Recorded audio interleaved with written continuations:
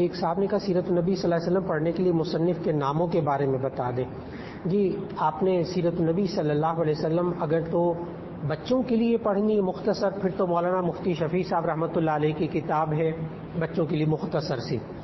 اور اگر نوجوان ہیں، پڑھے لکھے ہیں، میٹرک پاس سے اوپر جتنے بھی حضرات ہوں نا، تو انہیں چاہیے کہ وہ سیرت المصطفیٰ حضرت مولانا محمد ادریس کاندھلوی رحمۃ اللہ علیہ کی 3 جلدوں میں ہے سیرت المصطفیٰ، اس کا مطالعہ کر لیں. سیرت المصطفیٰ مولانا محمد ادریس کاندھلوی رحمۃ اللہ علیہ.